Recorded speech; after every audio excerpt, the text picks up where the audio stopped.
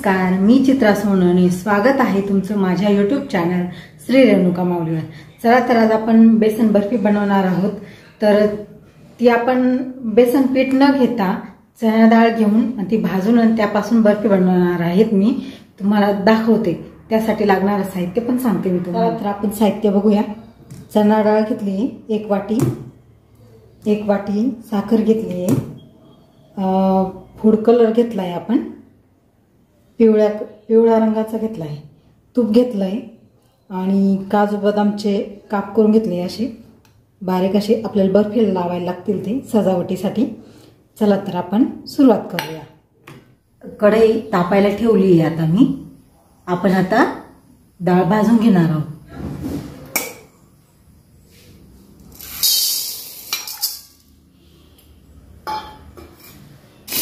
हरभऱ्याची डाळ ही भारतीय विशेषतः महाराष्ट्रीयन खाद्यपदार्थांमध्ये मोठ्या प्रमाणात वापरली जाते.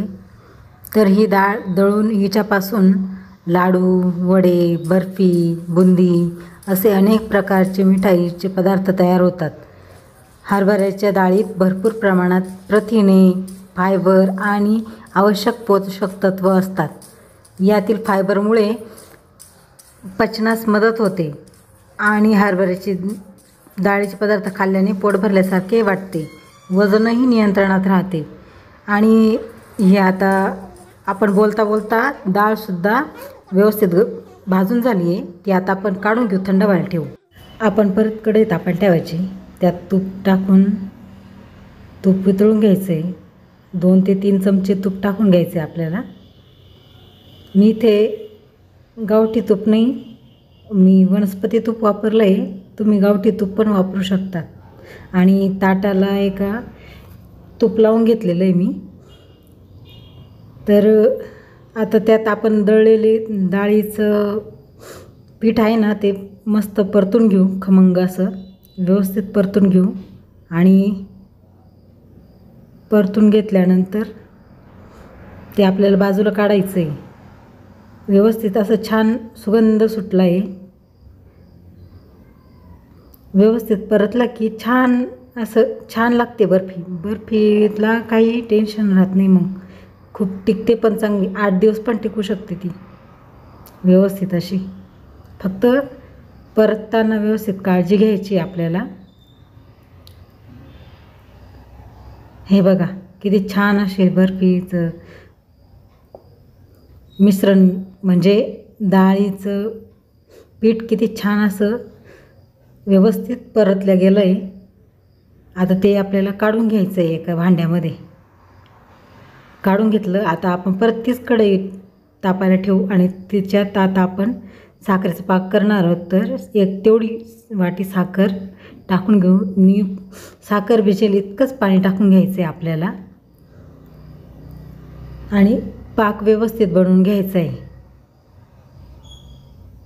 आता पाक जास्त कडक पण नाही होऊ द्यायचा. एकतारी पाक आला की लगेच आपण बर्फीचं, म्हणजे डाळ भाजली आहे ना ते, आणि हो त्यात मी फूड कलर पण टाकते, म्हणजे बर्फीला छान रंग येईल, व्यवस्थित असा कलर येईल मग बर्फीला बी. आता हे आपलं आलं पाक व्यवस्थित ढवळून घ्यायचं आहे.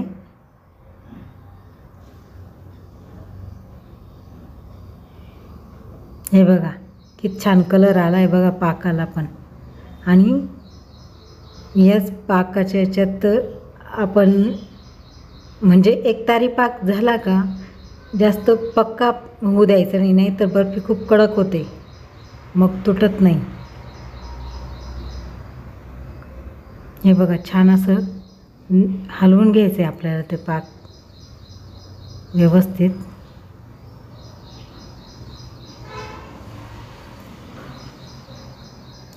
आता पाक शिजला की नाही चेक केला आता मी. अजून थोडासा बाकी आहे. आता त्यात आपण आता होऊन जाईल पाक व्यवस्थित असं. आपण आता त्यामध्ये ना भाजलेलं पीठ होतं ना बाजूला काढून ठेवलेलं, तर ते आपण आता त्यामध्ये टाकणार आहोत. हे बघा आणि चांगलं एकजीव करून घेणार आहोत पाकामध्ये व्यवस्थित. एकदम व्यवस्थित असं एकजीव करून घ्यायचं आहे आपल्याला पाकामध्ये. जरी आपण तुपात भाजून घेतलेलं असले ना हरभरा डाळीचं पीठ, तरीसुद्धा ते व्यवस्थित असं गठुळ्या होऊ द्यायच्या नाही. व्यवस्थित असं हलवून आणि मिश्रण एकत्र करून घ्यायचं आहे, एकजीव करून घ्यायचं आहे, चांगला हलवून घ्यायचं आहे. आपण तेवढ्याकरताच पाक आधी जास्त शिजून घेत नाहीत, म्हणजे व्यवस्थित आळतो तो. हे बघा व्यवस्थित आळला आता तो पाक, बघू शकता. खूप छान असं सुगंधही येतो बर्फीला, टेक्स्चर पण खूप छान येतो, कलर पण खूप छान येतो. आपण फूड कलर वापरलेला आहे त्यामुळे. आता आपण तूप लावलेलं भांडं होतं ना, त्यात आपण काढून घेणार आहोत बर्फीचं सारण आणि व्यवस्थित असं थापून घेणार आहोत बर्फीला. परफेक्ट असं पसरून घेऊया तूप लावलेल्या भांड्यामध्ये. आणि वरून आपण त्याला आहे ना सजावटीसाठी काजू कापून टाकले होते, ते कापून ठेवलेले काजू आपण त्यावर टाकून घेणार आहोत. व्यवस्थित असे पसरून घ्यायचे. हे बघा मी असे व्यवस्थित पसरून आणि दाबून घेतले, म्हणजे व्यवस्थित होतात ते. झाली आता आपली बर्फी तयार. बर्फी झाली तयार, पण मी थंड केल्यामुळे, खूप थंड झाल्यामुळे ना बर्फी मला कापता येईना, वड्या पाडता येईना व्यवस्थित अशा. तर तुम्ही चुकूनही बर्फी गरम असेल तेव्हाच वड्या पाडून घ्या, म्हणजे बर्फी थंड झाल्यावरती त्या अलगद अशा निघतील. मला थोडासा इथे हे बघा बघू शकता बर्फी झाली, पण मी आहे ना गरम गरम वड्या नाही केल्यामुळे हे असे तुकडे झालेले आहेत माझ्याकडून. थंड झाल्यावर कापल्या गेल्यामुळे ती कापल्या गेली नाही, नाहीतर बर्फी खूप सुंदर आणि अशी छान अशी होते. नक्की ट्राय करा. हे बघा किती मस्त होते ही बर्फी. व्हिडिओ आवडल्यास लाईक करा, कमेंट करा आणि माझ्या चॅनलला सबस्क्राईब करा. धन्यवाद.